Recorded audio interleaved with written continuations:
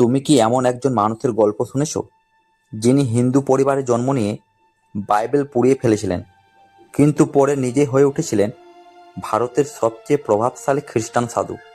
তিনি ছিলেন পাঞ্জাবের এক ধনী শিখ পরিবারের ছেলে, কিন্তু এক রাতে সবকিছু বদলে যায়। আজ আমরা জানব সাধু সুন্দর সিং এর জীবনের সেই আশ্চর্য পথ চলা, যেখানে ঘৃণা বদলে যায় প্রেমে আর সন্দেহ বদলে যায় বিশ্বাসে। নাম্বার 1, শৈশব ও পারিবারিক পটভূমি। 1889 সালে ভারতের পাঞ্জাবে জন্ম নেন সাধু সুন্দর সিং। তিনি ছিলেন এক ধার্মিক শিখ পরিবারের সন্তান।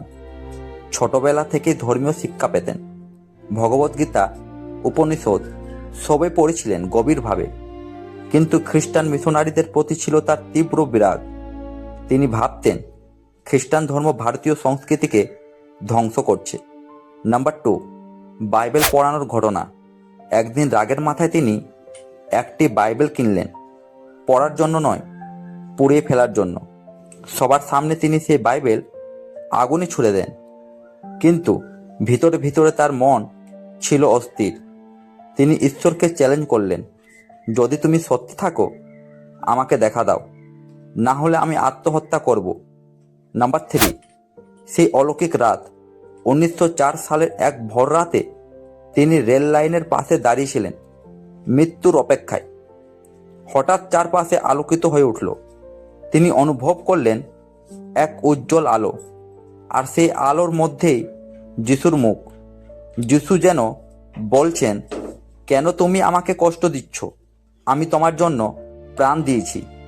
সে মুহূর্তে তার জীবন বদলে যায়। নাম্বার 4, পরিবার থেকে বিচ্ছেদ। তিনি খ্রিস্টান ধর্ম গ্রহণ করলেন। পরিবার ক্ষুব্ধ হলো, তাকে ত্যাগ করল। বিষ মিশিয়ে তাকে মারার চেষ্টা করা হয়েছিল বলেও শোনা যায়, কিন্তু তিনি বেঁচে যান। সব হারিয়ে তিনি বেছে নিলেন যিশুর পথ।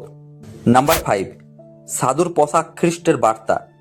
তিনি ইউরোপীয় পোশাক নয়, ভারতীয় সাধুর পোশাক পরে প্রচার শুরু করেন।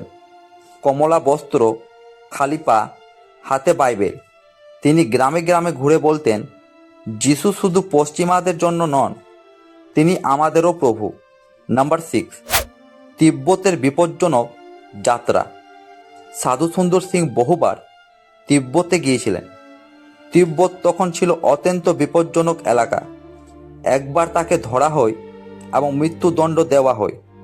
কিংবদন্তি অনুযায়ী তাকে এক গভীর কূপে ফেলে দেওয়া হয়েছিল মৃতদেহের সাথে, কিন্তু পরদিন সকালে তাকে কূপের বাইরে জীবিত অবস্থায় দেখা যায়। এই ঘটনার পর অনেকেই বিশ্বাস করতে শুরু করে ঈশ্বর তার সাথে আছেন। নাম্বার 7, ইউরোপ ও আমেরিকায় প্রচার।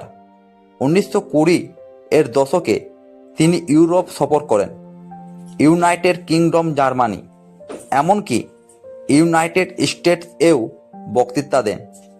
পশ্চিমারা অবাক হয়, একজন ভারতীয় সাধু খালি পায়ে যিশুর প্রেমের কথা বলছেন। তিনি বলতেন, খ্রিস্ট ধর্ম কোনো বিদেশি ধর্ম নয়, এটি হৃদয়ের ধর্ম। নাম্বার 8, রহস্যময় অন্তর্ধান।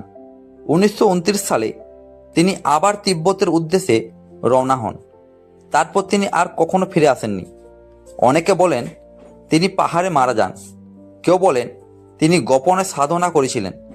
আজও তার মৃত্যু রহস্যে ঢাকা। নাম্বার 9, তার শিক্ষা ও উত্তরাধিকার। সাধু সুন্দর সিং আমাদের শিখিয়েছেন, সত্যের জন্য সব ত্যাগ করা যায়, ঘৃণা থেকে প্রেম জন্ম নিতে পারে। যিশুর বার্তা সংস্কৃতি ছাড়িয়ে যায়।